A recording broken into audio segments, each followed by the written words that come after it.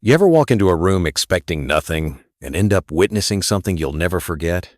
That's what happened one quiet morning on Capitol Hill. The hearing room wasn't packed. No protest signs outside, no flashing cameras, no whispers of drama in the hallways. Just another day, another meeting in the House Committee on Community Support Programs. A session like dozens before it, scheduled to review funding allocations, program metrics, and long-term outcomes. The kind of session even C-SPAN skips over. On one side of the room sat Pam Bondi, a seasoned voice in public service known for her thoughtful questions and razor-sharp focus. Calm, composed, unreadable. On the other side was Representative Byron, passionate, articulate, driven by a strong sense of principle. Two people with very different worldviews. Two leaders who had crossed paths before, but never quite like this. As the chairman gavelled in the session, he offered the usual reminders. Let's stay on topic. Let's keep it productive. Everyone nodded. Routine. Predictable. The first few speakers read prepared statements, all business. They discussed block grants, impact studies, administrative efficiency. It was procedural, sterile. The kind of conversation that fades into the background. No one expected a spark. But something was brewing just beneath the surface. Not a fight, not even tension, just a pause, a waiting. Byron leaned forward. His voice didn't rise. He didn't slam the table or call anyone out. He just spoke, quietly, steadily. He talked about how communities used to thrive, long before government programs existed. How people leaned on each other through local businesses, church networks, mutual aid. He called it resilience, not as a choice, but as a way of life. He wasn't dismissing today's challenges. He was remembering yesterday's strength. And then he stopped. Not for applause, not for effect. He just left space. And Pam Bondi stepped into it. Not to argue, not to oppose, but to respond. Thank you, Representative, she said, her tone deliberate.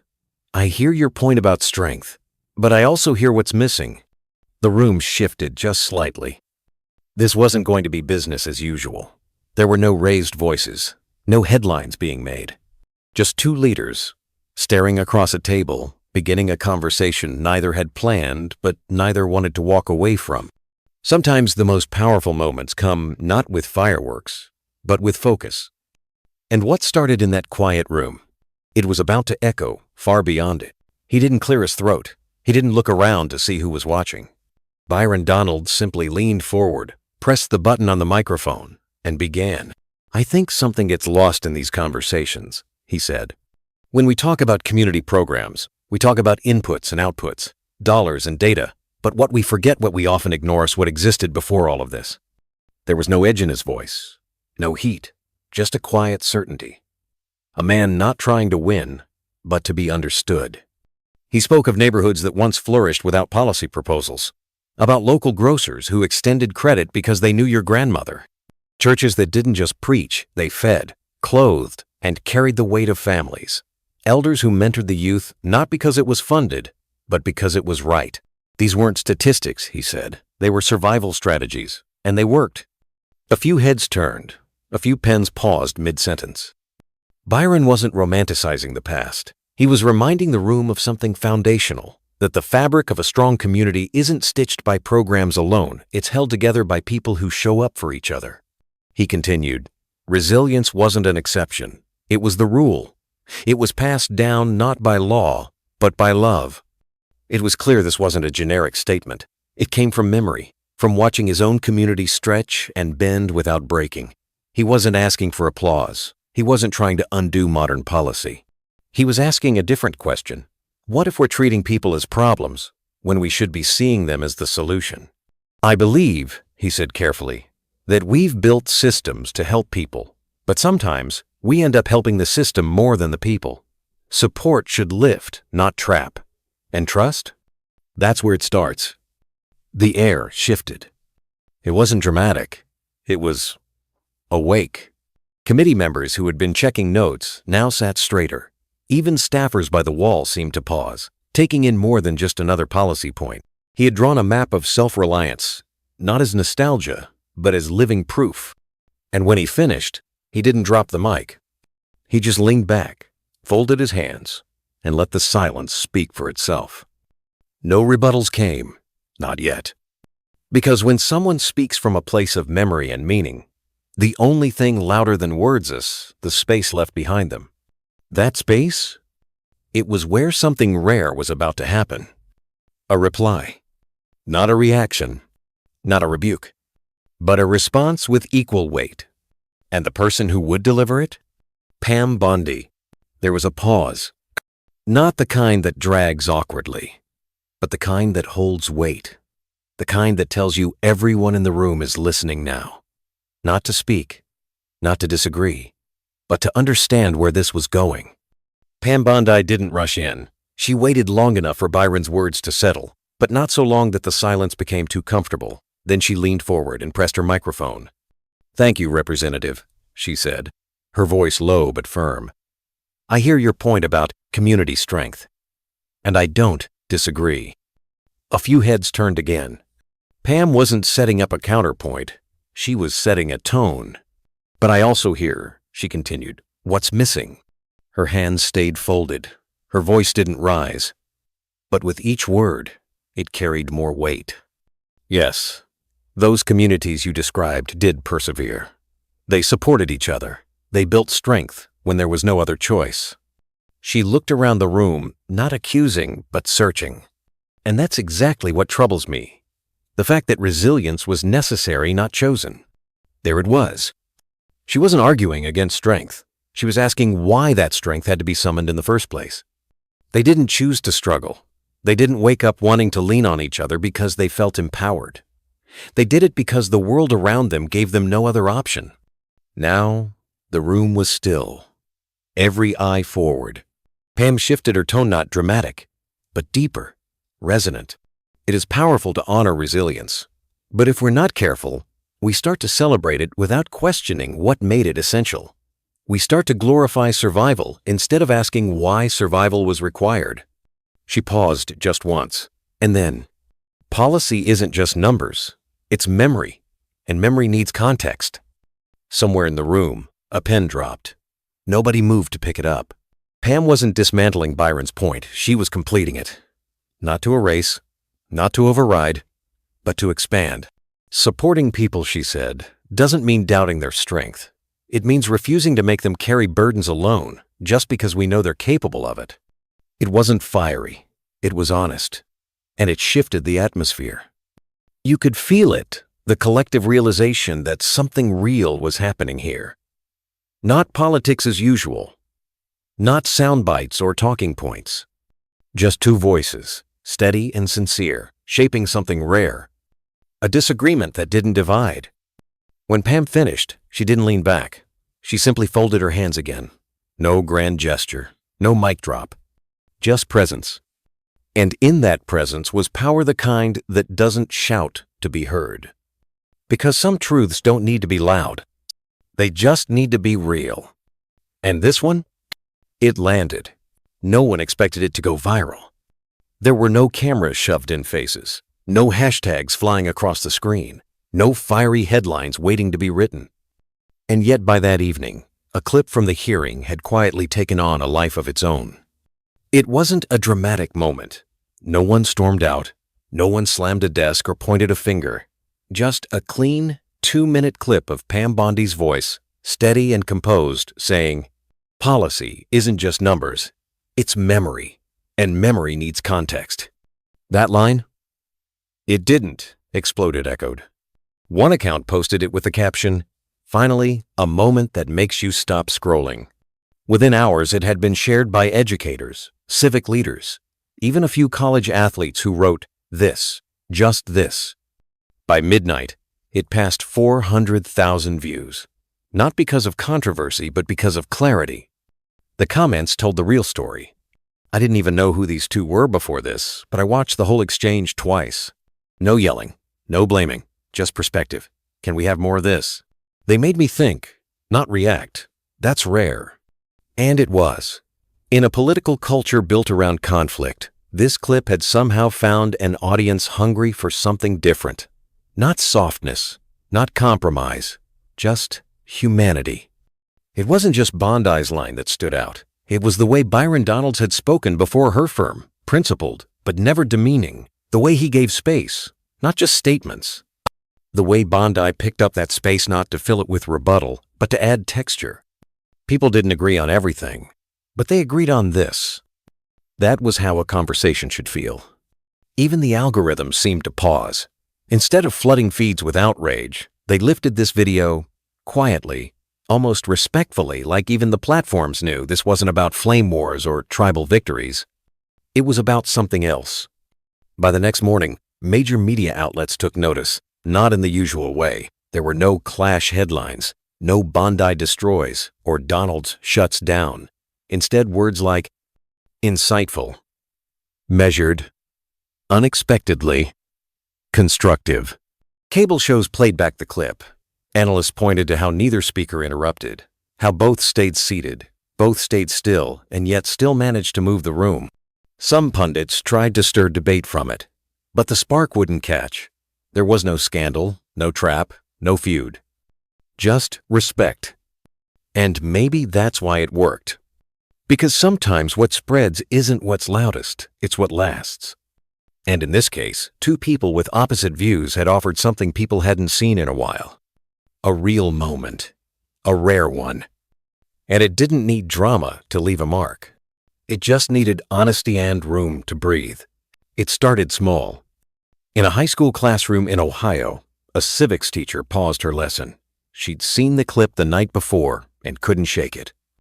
So, instead of diving into the scheduled chapter on federal budgets, she played the 2-minute exchange between Pam Bondi and Byron Donalds.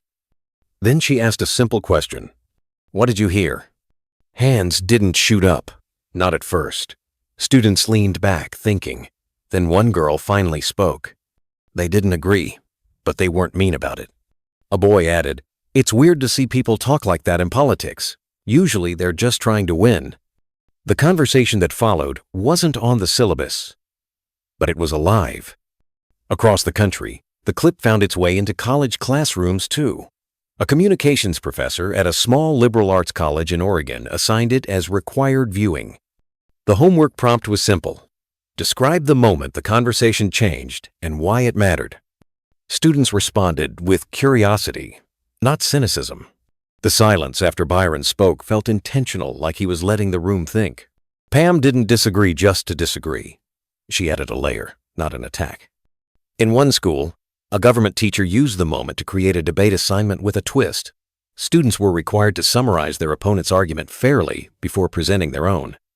They struggled at first, but by the end of the week, something shifted. The tone changed. The room felt more thoughtful.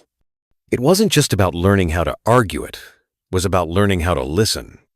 Even beyond schools, the ripple kept moving. In a community library on the West Coast, a group of local leaders gathered for their monthly civic roundtable. Usually, these meetings were quiet, polite, surface level. But someone had seen the video. They played it on a projector. No one said a word until it ended. Then one attendee leaned forward and said, "They didn't try to win the moment. They tried to understand it. That gave the rest of us permission to do the same." That line stuck. And that's what made this different. This wasn't a viral moment that came and went. It lingered. It seeped into spaces that politics rarely reaches: classrooms, family tables, book clubs, youth groups. Not because it shocked, but because it showed. It showed that people could disagree without raising their voices. That conversation didn't have to mean conflict. That listening could be a strength, not a surrender. And maybe, just maybe, that's why it spread. Because in a world trained to shout, two people had quietly reminded us how to speak. No one expected the inbox to flood. Not Pam Bondi, not Byron Donalds, not their teams, who were used to the usual rhythm constituent questions, policy concerns, press requests. But this was different. By midweek, both offices were receiving hundreds of messages, emails, handwritten letters, even voice notes. They came from teachers, pastors, business owners, veterans, teenagers. Some messages were long and reflective. Others were just a few words. "Thank you for showing how disagreement can look like dignity. I watched it with my son. He asked questions I never thought we'd talk about. And not all of them were in agreement. Some people still sided with Donald's, firmly defending his emphasis on self-reliance. Others felt Bondi's call for systemic responsibility was overdue and necessary. But the remarkable thing, there was no venom, no gotchas, no yelling through a keyboard, just respect. Even those who disagreed used phrases like, "I appreciated your tone," and "you made me think." It was as if the tone of the conversation had set the tone for the country's response. One email stood out to Bondi's team. A father wrote about watching the clip with his teenage daughter.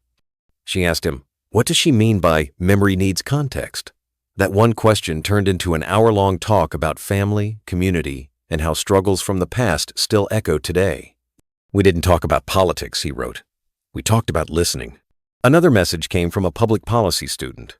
She admitted she didn't fully agree with either speaker, but said the moment had changed how she approached classroom debate. "I used to just try to win," she wrote. "Now I try to understand." In Donald's office, similar stories rolled in. One came from a church leader who had used the clip in a sermon about humility and leadership. Another from a middle school teacher who said, "You gave my students a real example of character under pressure." And perhaps the most unexpected message? It came from a retired Marine. He wrote, "You didn't back down, but you didn't raise your voice either. That meant something." Both Bondi and Donald's read these messages quietly, away from cameras. No press releases, no media spin, just honest moments of reflection. Because they hadn't planned to make headlines. They hadn't set out to teach a lesson.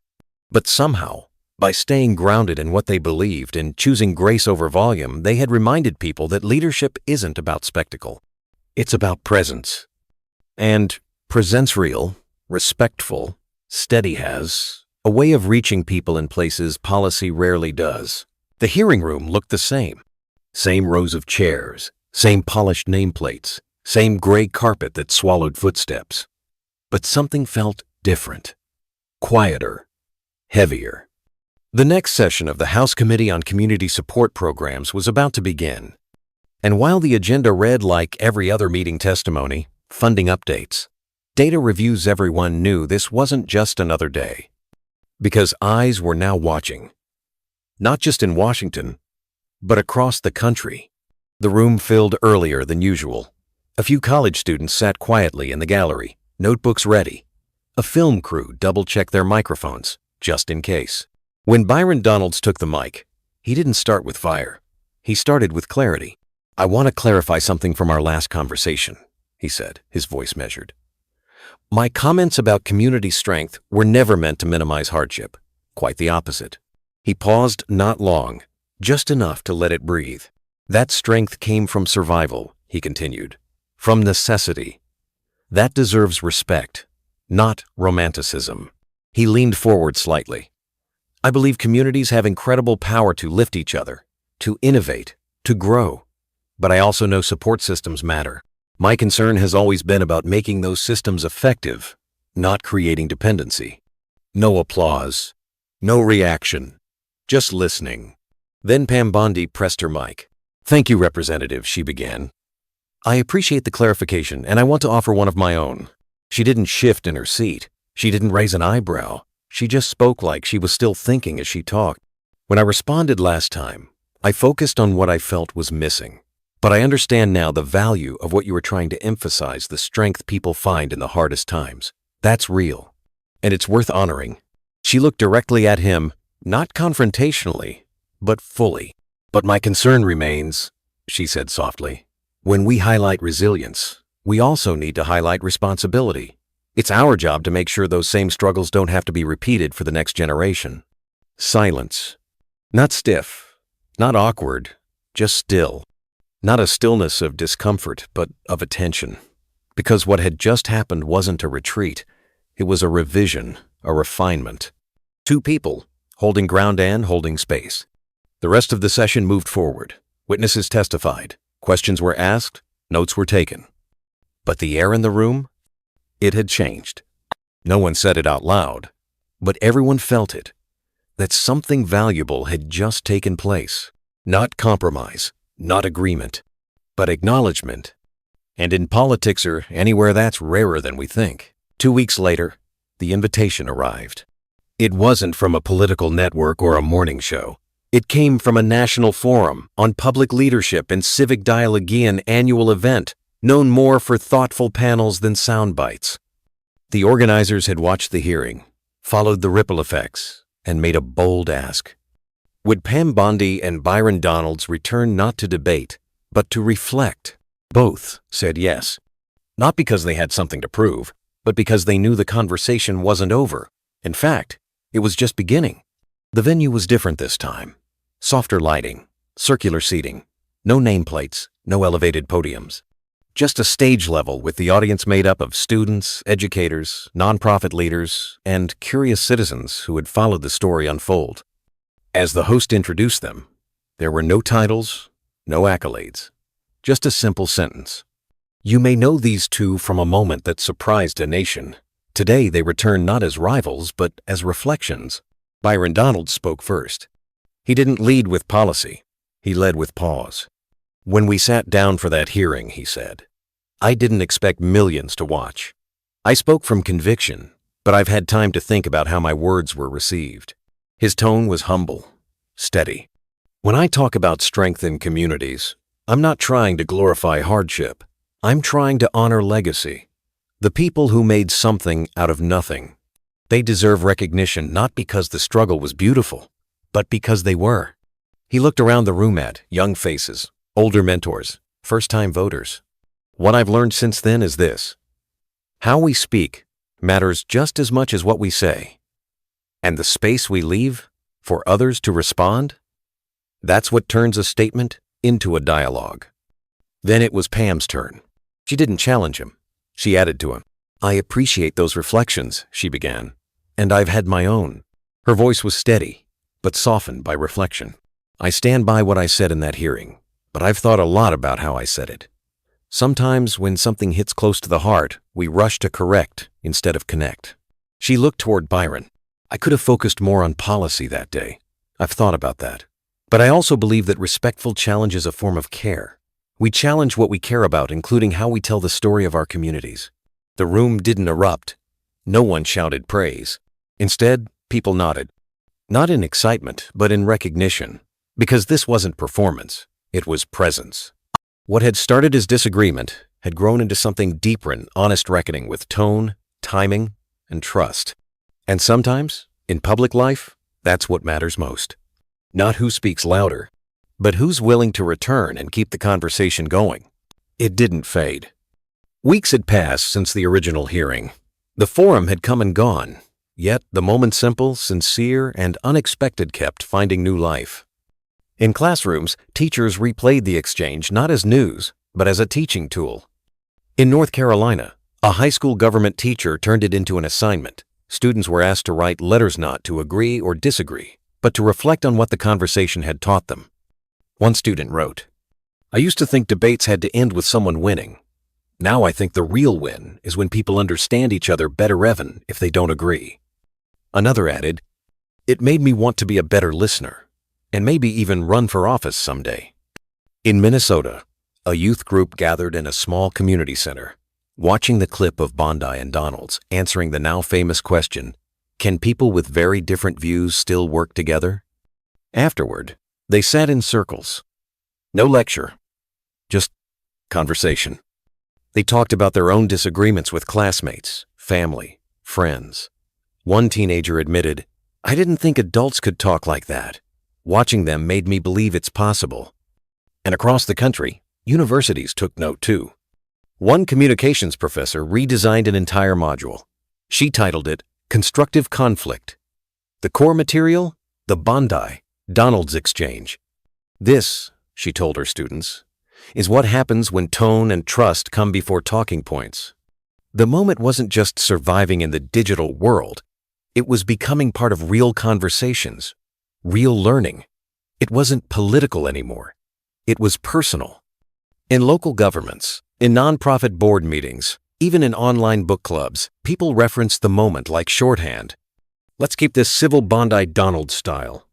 It became a symbol not of agreement, but of possibility. Of what it looks like to lean into discomfort, and not away from it. Even the speakers themselves felt the shift. In quiet moments, Pam Bondi reread the letters that meant the most. Not the ones filled with praise or criticism, but the ones that simply said, "Thank you, that helped." For Byron Donalds, it was the unexpected messages, the ones from small-town pastors, middle school teachers, or a retired veteran who said, "You gave me hope that public service still has heart."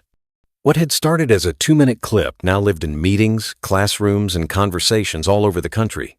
Not because it made noise, but because it made sense.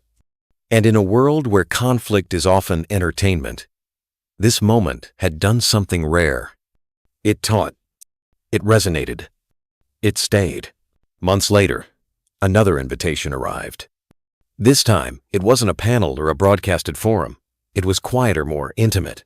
A national education summit focused on dialogue in the digital age. The goal? To explore how public figures can model meaningful conversation even when the spotlight is sharp. Pam Bondi and Byron Donalds were asked to attend. No cameras, no script, just a circle of students, teachers, and young leaders. They said yes. Inside the room, there were no name tags, no titles, just folding chairs arranged in a circle. A facilitator guided the session, but the conversation was free to flow. They talked about pressure, the kind that follows you home after the headlines fade. They talked about preparation and how knowing your message doesn't mean closing your mind. Then a student raised her hand, nervous, but steady. "Do you think you'll ever agree on the issues you debated?" The question landed with a smile from both. Pam spoke first. "Probably not," she said honestly. Byron nodded. "And that's okay, because this was never about trying to change each other's minds. It was about showing that disagreement doesn't have to mean disrespect." The student nodded, but more importantly, she understood.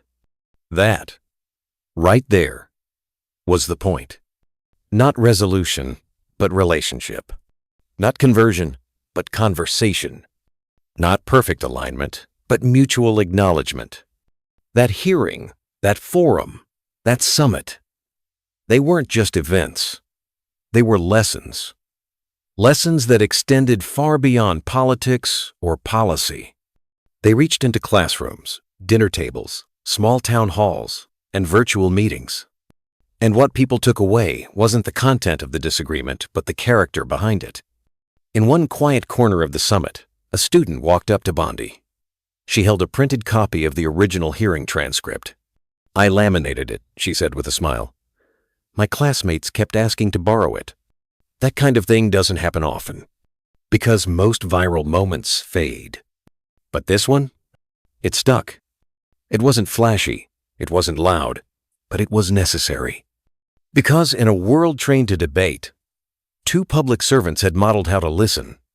In a culture addicted to takedowns, they had chosen clarity over combat. And in a time when we often ask, what happened to civility, they reminded us it's still here. It just takes courage to lead with it. So what's the legacy of that day in the hearing room? It wasn't a viral clip. It wasn't a trending hashtag. It was something quieter and stronger. A standard. Two people. One table. And the willingness to listen. And that, more than anything, changed the way a nation talked.